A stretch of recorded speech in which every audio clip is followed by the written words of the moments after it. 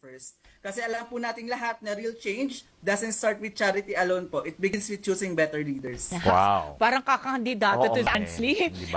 Tanungin ko pa ng posisyon meron siya.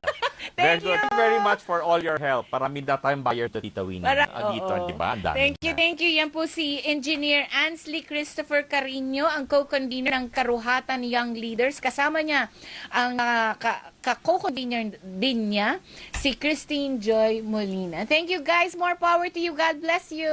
Thank you. Thank you so much po. Bye. Bye. Talaga. And for us, time for us to say goodbye, Tita Winnie. Oh, yes. So, may Friday pa po tayo, ha? Yes. Hanggang bukas. Ako po, ang inyong Tita Winnie Cordero. Ako po yung kapamilya, si Doc Dennis. Dito Para lang sa? yan. At para sa Aksyon Ngayon.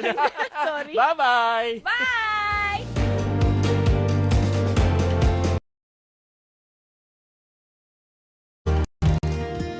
Ang puso ng DZMM. Aksyon ngayon! Panalangin sa 3:00 ng hapon.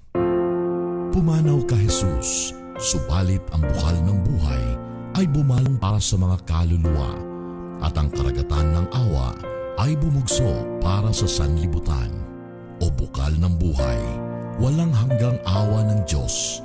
Yakapin mo ang sangkatauhan at ibuhos mong ganap ang iyong sarili para sa aming lahat.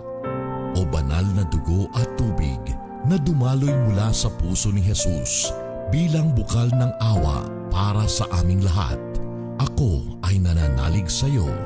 Banal na Diyos, banal na puspos ang kapangyarihan, banal na walang hanggan, maawa po kayo sa amin at sa buong sansinukob.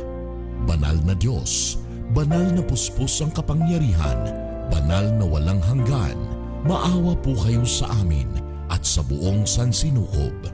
Banal na Diyos, banal na puspos ang kapangyarihan, banal na walang hanggan, maawa po kayo sa amin at sa buong sansinukob.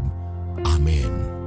O Jesus, Hari ng awa, ako ay nananalig sa iyo.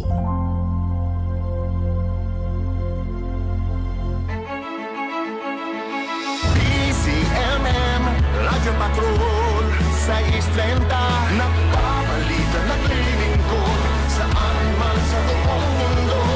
DZMM, Radyo Patrol, 6:30. Tapat at totoo, naglilingkod sa'yo. Oh, Pilipino!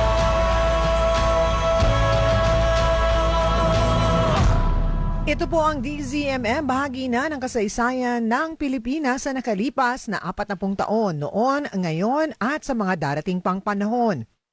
Patuloy na magbabalita, maglilingkod at magbabantay. Kami po ikasapi ng KBP Kapisanan ng mga broadcaster ng Pilipinas. Oras, Philippine Standard Time, 2 minuto makalipas po ang 3:00 ng hapon.